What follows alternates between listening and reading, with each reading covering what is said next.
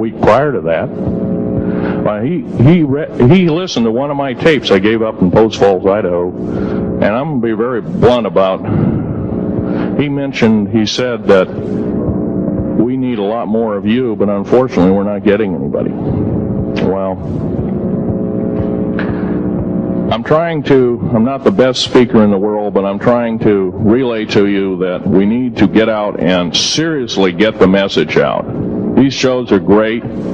This hall should be absolutely packed, standing room only, and we should be getting the message out to as many people as we can with as many shows as is it possibly to reach. The many is the public. We ought to get on talk shows. We've got to get on news shows and TV shows, and we have to really get the message out. And I think we're doing it, but it's a little bit slow in the first part.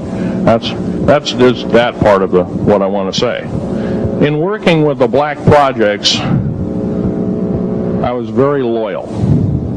I was picked because I was very strong mentally. There's a bunch of us that were picked because we don't crack under pressure. We don't freak under pressure, so to speak. Everyday events don't bother us. Now, I was involved in something very controversial, almost totally unbelievable to most of you. Some of you are religious people. I think all religions have a time and a place, and they definitely have a place in America. Now, another thing I want to reach to you is that during the unbelievable part, I was involved in building another base inside of Dulce, New Mexico, which is Los Alamos Laboratory. It's a biological laboratory. On the southwest part of the Archuleta Mesa, we built an underground facility, a better part of 3 cubic miles hollowed out underground. Then to the southwest of that, we were in the process of the early stages of building. We drilled 4 large tunnel-like holes.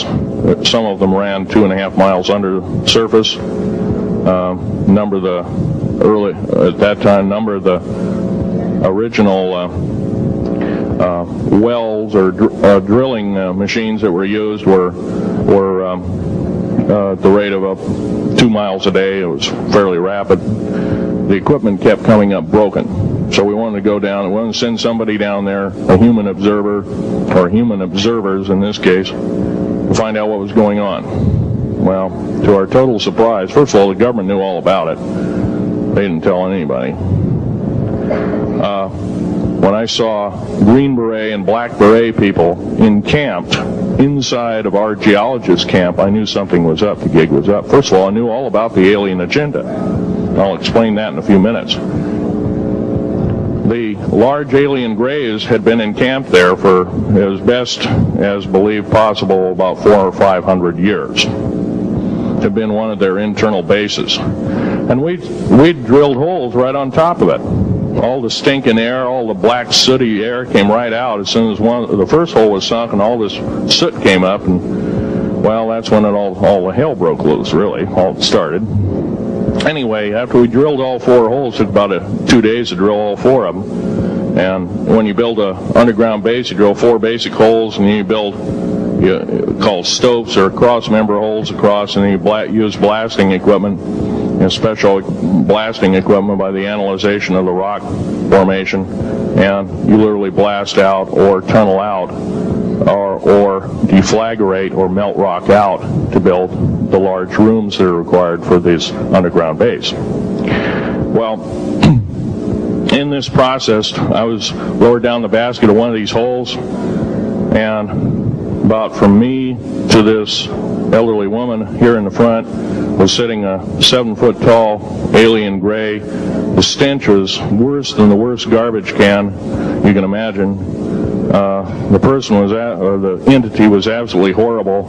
I didn't waste any time. I reached for my pistol. At that time, as an engineer, I didn't have time to carry all the folderol of one of these big submachine guns that all the sea spray and the yellow fruit and all the outer perimeter and inner perimeter security people carried. I carried a little Walther PPK pistol with a 9-shot clip. This is in late August of 1979. Now, you got a regular suit of clothes, you got a regular clothes on, plus you're in almost like a spacesuit environment, and you're reaching for a gun. It's not the easiest thing to do, and then to pop a clip in it and start shooting. And I killed 2 of them. Yes, they're mortal, and they do die. However, in the process, one of them did this. All I remember is that he just kind of waved his hand in front of his chest, and the next thing I know, this blue beam hit me and just literally opened me up like a fish, and burnt my fingers right off of me. And it was some form of electrical force, because the kind of like being hit by a lightning bolt burned all my toenails off of me. Completely crispy crittered my left foot, burnt the shoe right off of me. All I remember is the smoking remains, and I'm still conscious, but in and out of, I didn't remember much. And there was a Green Beret that was right behind me that risked his life. In fact, he died. But he risked his life. He shoved me back in the basket and hit the button and took me up. And I wouldn't be alive talking to you today if it wasn't for him. I'm forever indebted. He lost his life. 66 Secret Service agents, Green Berets, Black Berets, crack troops lost their lives because the government, our United States government, lied, did not tell us anything about the alien threat. There's a war underneath there, and I'm talking dead serious. It's been going on since that time. Since late August of 1979, our military, the Russian military, basically the militaries of the world, have been in constant conflict with the outer space alien. The small gray, the large gray, the reptilians, the whole thing. There are 11 distinct races of aliens. 2 are benevolent. One had to leave here in a hurry because their world is under attack, both on the surface as well as underground. There, the Pleiadians. They're familiar. Maybe some of you are familiar with that. Would some of you raise your hands who've heard of Billy Meyer and some of the, very good, about half the group. Well, Billy Meyer is one of these lucky people that they figured, well, he's kind of a simple type, we'll show him everything. Well, these are the benevolent aliens, and they've been here helping us. In fact, I have a picture, let me reach for it here.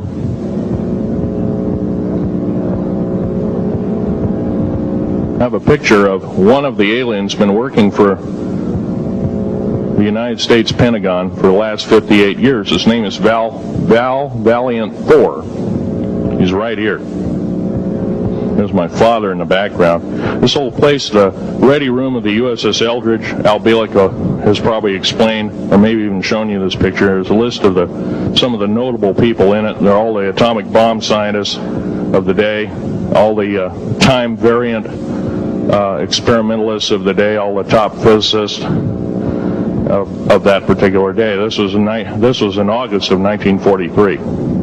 Now this guy has not changed one iota in 58 years. Started work, he came here, crashed here or whatever, whether he's under duress or not. He started work for our U.S. Navy and military operations in 1937, either 37 or 38 is what I've been told. So it's for 58 years, this man's been employed, probably under duress. If you don't do as we say, we're just going to use you for alien bait or something, I don't know.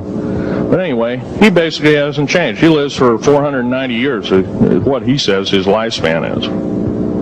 Now, he was supposedly a semi-benevolent, he's a human-looking type person. He has 6 fingers and 6 toes, and he's got one oversized heart, one lung, giant lung. His blood vessels are bigger. He's got copper oxide for blood, similar to an octopus.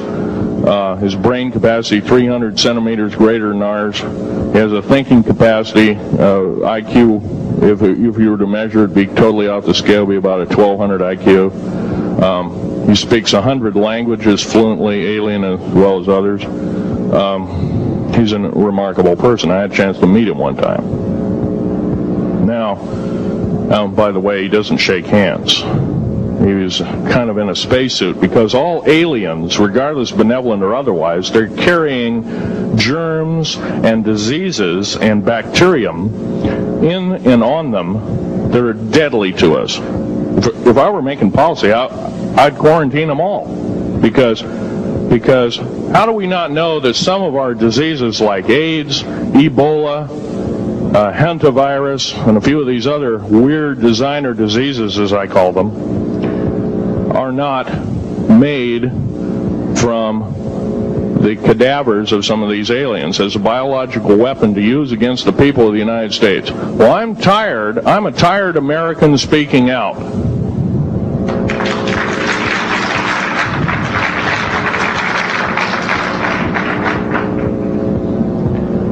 Now, what I'm telling you is kind of almost like a brain overload here. Back in 1946, we set off actually 4 atomic bomb tests at Bikini Atoll. It's a group of islands in the South Pacific.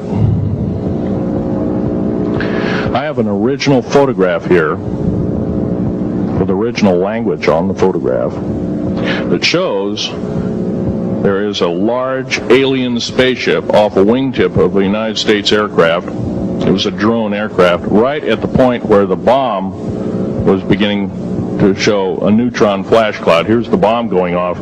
Here's the airplane tip here, and here is the alien spacecraft. Now, in 1947, questions later, please. In 1947, after Roswell debacle, our military got before the U.S. Senate. They were hauled before the U.S. Senate and says, what's going on here? Well, we didn't know anything about discs until this happened. It flopped in our backyard. Total lie. They lied to the U.S. Senate. They should have been prosecuted as traitors. Anybody lying to a United States Senator or House of Representative, any Senator or House of Representative person, President of the United States, Vice President, any cabinet member lying to the American public is a traitor and should be dealt with in an appropriate fashion. This is actual proof, positive, that this occurred in 1946. Now, U.S. military knew all about flying discs, and flying disc technology is thoroughly early as 1933. Of course, we remember the Germans did too, the Nazi Germans, Hitler and all their bunch of people.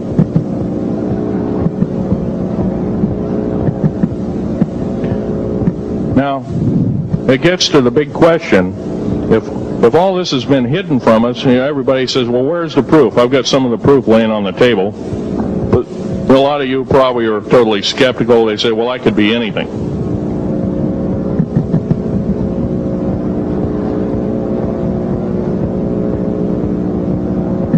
In my hand here, I have a piece of what's called corbamite. It's the heaviest element in the world.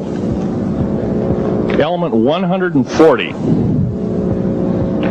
This piece of material weighs 15 ounces. It's 3.5 times the weight of uranium. It cannot be made to emit gamma rays. It cannot be isotoped. It is totally stable.